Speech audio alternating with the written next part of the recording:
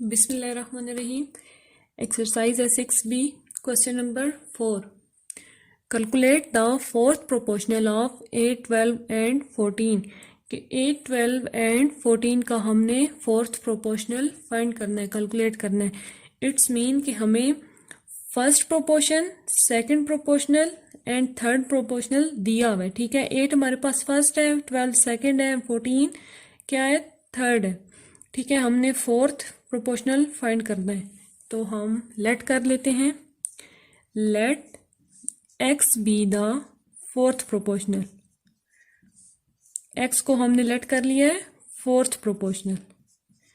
ठीक है, according to the given condition क्या है हमारे पास, फर्स्ट, सेकंड, थर्ड, तो फोर्थ हमारे पास क्या हो गया, एक्स। तो हम कैसे लिखेंगे, 8:12 इज प्रोपोर्शनल टू 14:x। ठीक है, अब नेक्स्ट वही रूल लगेगा कि क्या, product of extremes is equal to product of means. Extreme क्या है, फर्स्ट एंड फोर्थ एलिमेंट, और मीन्स क्या है, सेकंड एंड थर्ड एलिमेंट। तो प्रोडक्ट ऑफ एक्सट्रीम्स क्या है, 8 × x is equal to product of means क्या है, 12 × 14। ठीक है, अब देखें x के साथ 8 क्या हो रहा है, मल्टीप्लाई हो रहा है। तो x को हमने कैलकुलेट करना है, तो 8 दूसरी साइड पे जाके क्या हो जाएगा, डिवाइड हो जाएगा। ठीक है, x is equal to 12 × 14 divided by 8। ठीक है, टेबल पे कट करते हैं, 4 के टेबल पे, 4 2s are 8, 4 3s are 12। ठीक है, अब 2 1s are 2, 2 7s are 14। ठीक है, अब x क्या आ जाएगा, x is equal to 3 × 7, x is equal to 7 3s are 21। तो x क्या आ गया हमारे पास, 21। फोर्थ प्रोपोर्शनल क्या आ गया हमारे पास, 21।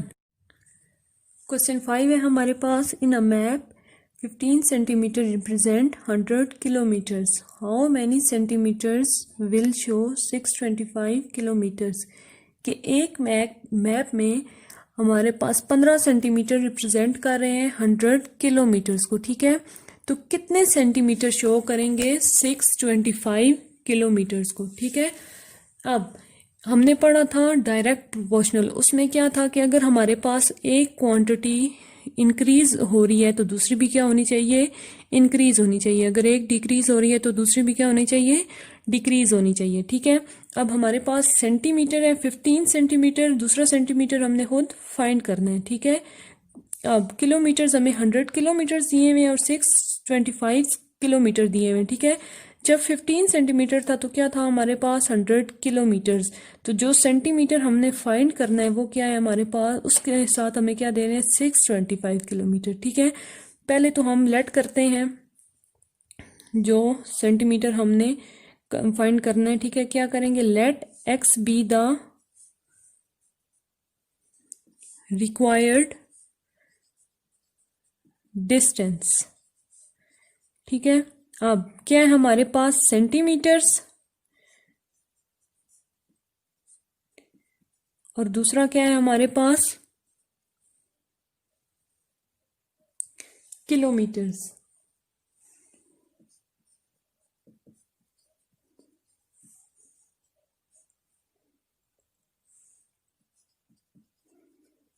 ठीक है, 15 सेंटीमीटर है और दूसरा हमने सेंटीमीटर को क्या हमने लेट किया है, एक्स। ठीक है, 15 के साथ क्या रिप्रेजेंट कर रहा है, 100 किलोमीटर्स। ठीक है, और जो हमने फाइंड करना है उसके साथ क्या है, 625। ठीक है, अब देखें, जब हमारे पास 15 सेंटीमीटर था, ठीक है, तो हमारे पास किलोमीटर्स क्या था, 100। ठीक है, और जो हमने फाइंड करना है एक्स, उसके साथ क्या है, 625। ठीक है, अब देखें, ये हमारे पास जो किलोमीटर्स हैं, ठीक है, ये कम से ज्यादा की तरफ जा रहे हैं ना। ठीक है, पहले हमारे पास कम था तो 625 ज्यादा बढ़ हो गया है। ठीक है, इसी तरह अब देखें, ये एक जो है वो क्या हो रही है, कम से ज्यादा की तरफ जा रही है, इंक्रीज हो रही है। ठीक है, अब ये 15 है और x है, तो हमारे पास अब x भी क्या होनी चाहिए, इंक्रीज होनी चाहिए। ठीक है, अब कैसे लिखेंगे इसको हम, so 15 divided by x is equal to 100 divided by 625। ठीक है, अब हमने क्रॉस प्रोडक्ट रूल पढ़ा था, क्रॉस मल्टीप्लाई कर देते हैं, 15 मल्टीप्लाई हो जाएगा 625 के साथ और 100 मल्टीप्लाई हो जाएगा x के साथ। ठीक है, अब हमने x फाइंड करना है। ठीक है, तो x और 100 आपस में क्या हो रहे हैं, मल्टीप्लाई हो रहे हैं, तो ये 100 दूसरी साइड पे जाके क्या हो जाएगा, डिवाइड हो जाएगा। 15 multiply 625 divided by 100 is equal to x। Cutting करते हैं। अब देखिए 100 है, 625 है। ठीक है, ये दोनों हमारे पास 5 के टेबल पे कट होंगे। 20 को 5 से मल्टीप्लाई करें, 5 0 0, 5 2 जार 10। ठीक है, तो यहाँ पे क्या आ जाएगा 20, 25 जार 100। ठीक है, अगर 125 को हम 5 से मल्टीप्लाई करें, 5 5 जार 25, 2 कैरी, 5 2 जार 10, 10 में 2 ऐड करेंगे 12, 1 कैरी, 5 1 जार 5 और 1 प्लस 6। ठीक है, तो क्या आ जाएगा हमारे पास यहाँ पे 125। ठीक है, ये दोनों 5 के टेबल पे कट हुए हैं। अब देखिए यहाँ पे 20 है, यहाँ पे 15 है, तो ये 5 के टेबल पे जाएंगे। 5 3 जार 15 और 5 4 जार 20। अब क्या आ जाता है हमारे पास 3 मल्टीप्लाई 125 डिवाइडेड बाय 4। ठीक है, इज इक्वल टू x। अब 125 को हम 3 से मल्टीप्लाई करते हैं, 3 5 जार 15, 15 का हमारे पास 5, 1 कैरी, 3 2 जार 6, 6 में 1 ऐड करेंगे 7, 3 1 जार 3, क्या आ जाएगा 375 divided by 4 is equal to x। 375 को 4 पे डिवाइड कर लेते हैं हम। 375 डिवाइडेड बाय 4, 4 9 जार 36, माइनस करेंगे 1, 5 नीचे आ जाएगा, 4 3 जार 12, माइनस करेंगे क्या आ जाएगा 3। तो आंसर हमारे पास क्या आएगा 93 whole 3 by 4 is equal to x। तो हमारे पास कितने सेंटीमीटर्स आ गया, हम इसको इसके यूनिट के साथ लिखते हैं। x is equal to 93 whole 3 by 4 centimetres. तो कितने सेंटीमीटर्स आ गए हमारे पास 93 होल 3 बाय 4। नेक्स्ट क्वेश्चन 6 है हमारे पास, the price of 21 centimetre long chain is ₹78। What will be the price of 63 centimetre long chain. कि हमारे पास 21 सेंटीमीटर लॉन्ग चेन है, उसकी प्राइस है हमारे पास 78। ठीक है, what will be the price के जो 63 सेंटीमीटर है, ठीक है, 63 सेंटीमीटर लॉन्ग चेन है हमारे पास, उसकी प्राइस हमारे पास क्या होगी। ठीक है, सॉल्यूशन स्टार्ट करते हैं। अब सॉल्यूशन हमारे पास जो प्राइस हमने फाइंड करनी है उसको हम लेट कर लेते हैं। Let the required price of chain is equal to x। ठीक है, लेंथ पहले लिख लेते हैं। Length of chain in centimetre is equal to price of chain.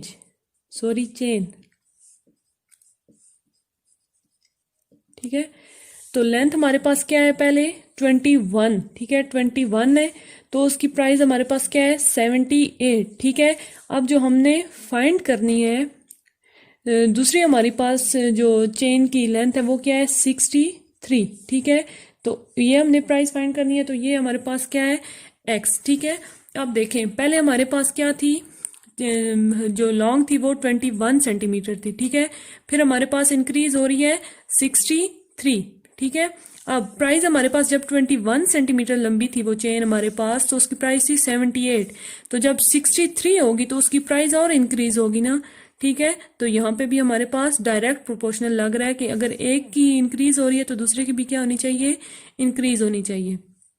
So 21 divided by 63 is equal to 78 divided by x. Cross product 21 multiply हो जाएगा x के साथ, 78 मल्टीप्लाई हो जाएगा 63 के साथ। दोनों मल्टीप्लाई हो रहे हैं, 21 जो है वो एक्स के साथ मल्टीप्लाई हो रहा है, तो इधर जाके क्या हो जाएगा डिवाइड। 78 multiply 63 divided by 21। अब देखें 7 के टेबल पे ये दोनों कट होंगे। 7 3s are 21, 7 9s are 63, ठीक है। फिर ये 3 के टेबल पे 3 1s are 3, 3 3s are 9। x is equal to 78 multiply 3, ठीक है। 78 को मल्टीप्लाई कर देते हैं 3 से, 3 8s are 24, 4 लगेगा, 2 कैरी, 3 7s are 21, 21 में 2 ऐड करेंगे तो क्या आ जाएगा 23। तो x is equal to 234। Price हमारे पास क्या आ गई 234, कि जब हमारे पास 63 सेंटीमीटर लॉन्ग चेन होगी तो उसकी प्राइस हमारे पास क्या होगी 234। नेक्स्ट देखें क्वेश्चन 7 क्या है। 50 workers can do a work in 20 days। If 10 workers leave the work in how many days the remaining worker will complete the work। कि 50 workers can do a work in 20 days, कि जो 50 workers हैं, ठीक है, वो 20 दिनों में काम कर सकते हैं। if 10 workers leave the work, अगर 10 वर्कर्स जो हैं वो काम छोड़ जाए, 50 थे उसमें से 10 लीव कर देंगे, ठीक है, तो क्या 50 माइनस 10, पीछे हमारे पास क्या आ जाएगा 40 वर्कर्स, ठीक है। Then in how many days the remaining worker will complete the work, कि जो रिमेनिंग वर्कर्स हैं वो हमारे पास कितने दिनों में काम कंप्लीट करेंगे, ठीक है। सॉल्यूशन देखते हैं हम।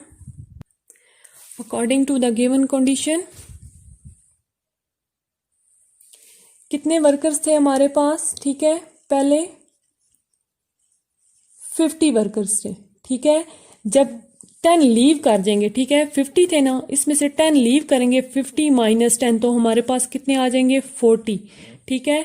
वर्कर्स हमारे पास कितने थे 50 थे, तो उस वक्त डेज हमारे पास कितने थे 20, ठीक है। जब 50 वर्कर्स में से 10 लीव कर जाएंगे तो हमारे पास 40 वर्कर रह जाएंगे, तो हमने देन फाइंड करना है कि वो 40 वर्कर्स जो हैं वो कितने दिनों में काम कंप्लीट कर सकते हैं, ठीक है। अब देखें पहले हमारे पास 40 वर्कर थे, तो फिर ये 50 पे जा रहे हैं, ठीक है। अब इधर जो है हमारे पास इनवर्स प्रोपोर्शनल लगेगा, ठीक है। पहले वर्कर्स ज्यादा थे तो काम जो है वो थोड़े दिनों में हो रहा था। जब वर्कर 10 हमारे पास लीव कर गए हैं तो हमारे पास दिन जो है वो ज्यादा लगेंगे, ठीक है। तो हमारे पास यहाँ पे क्या इनवर्स प्रोपोर्शनल है। So 40 divided by 50 is equal to 20 divided by x. Cross product rule होगा, 40 मल्टीप्लाई हो जाएगा एक्स के साथ इज इक्वल टू 20 मल्टीप्लाई हो जाएगा 50 के साथ, ठीक है। 40 जो है वो मल्टीप्लाई हो रहा है एक्स के साथ, तो इधर आके क्या हो जाएगा डिवाइड हो जाएगा। 20 मल्टीप्लाई 50 डिवाइडेड बाय 40, ठीक है। अब देखें 21s are 20, 22s are 40, ठीक है। अब ये 2 भी 50 पे कट हो जाएगा, 2 1s are 2, 2 25s are 50, ठीक है। 25 को 2 से मल्टीप्लाई करें तो क्या आ जाता है 50। तो हमारे पास कितने डेज आ गए हैं 25 डेज, ठीक है। तो अगर हमारे पास 10 वर्कर्स जो है वो लीव कर जाएं, 40 वर्कर रह जाएं, तो हमारे पास वो 25 डेज में अपना वर्क कंप्लीट करेंगे। नेक्स्ट है हमारे पास question 8। 35 laborers dig a well in 16 days. In how many days 28 laborers will dig the same well? कि 35 मजदूर जो हैं वो 16 दिनों में एक कुएं को खोदते हैं, ठीक है। इन हाउ मैनी डेज कितने दिनों में 28 लेबरर्स 28 मजदूर जो हैं वो सेम कुएं को खोदेंगे, ठीक है। सॉल्यूशन देखते हैं हम। अकॉर्डिंग टू गिवन कंडीशन क्या है हमारे पास कितने लेबरर्स हैं,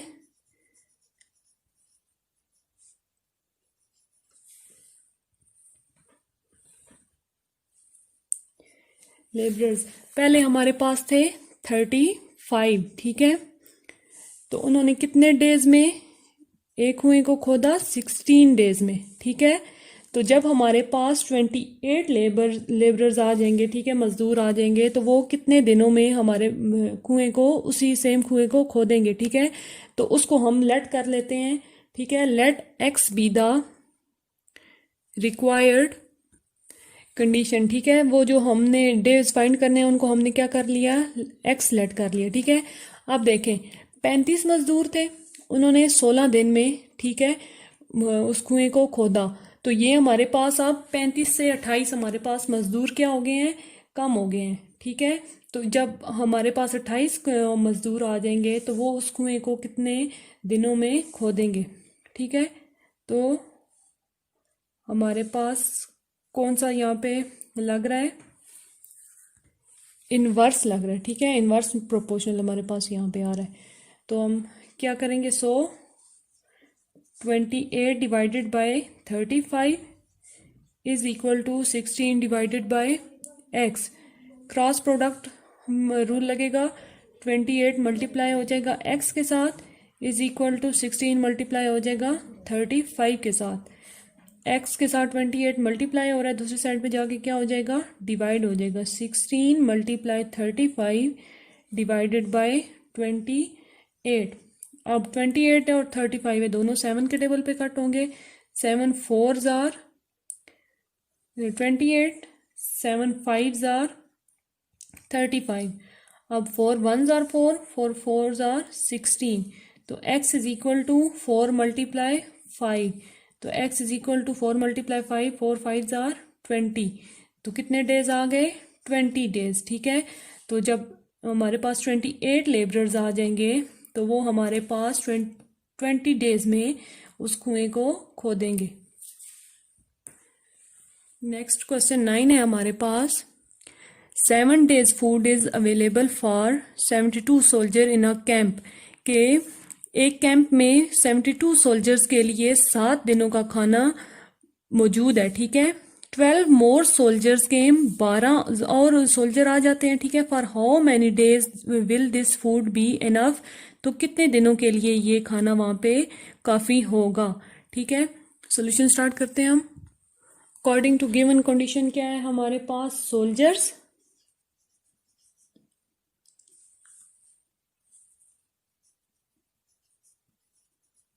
और डेज, ठीक है। पहले हमारे पास थे 72 सोल्जर्स, ठीक है। 72 सोल्जर थे तो वो खाना उनके लिए 7 डेज के लिए इनफ था, ठीक है।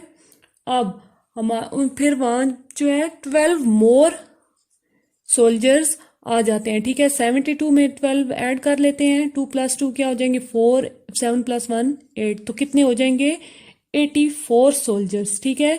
तो जब 84 सोल्जर आ जाएंगे तो वो खाना कितने दिनों के लिए इनफ होगा, तो हम उसको लेट कर लेंगे एक्स, ठीक है। अब देखें हमारे पास पहले 72 थे, फिर क्या हो गए, पहले कम थे, फिर 84 हो गए, इंक्रीज हो गए, ठीक है। तो ये हमारे पास यहाँ पे क्या लगेगा, inverse proportional. So 84 divided by 72 is equal to 7 divided by x, ठीक है। Cross product 84 multiply x is equal to 7 multiply 72। Multiply हो रहे हैं दोनों आपस में, तो 84 इस साइड पे जाके क्या हो जाएगा, डिवाइड। 7 मल्टीप्लाई 72 डिवाइडेड बाय 84, ठीक है। तो कट करते हैं हम। 7 1s आर 7, 7 12s आर 84, ठीक है। 12s आर 7s आर 84 होता है ना, ठीक है। तो ये हमारे पास कट हो गया। अब 12 1s आर 12, 12 6s आर 72। तो क्या आ जाता है, x इज इक्वल टू 6। तो क्या आंसर आ गया, कितने डेज में, 6 डेज के लिए 84 सोल्जर्स के लिए वो जो खाना है वो इनफ होगा।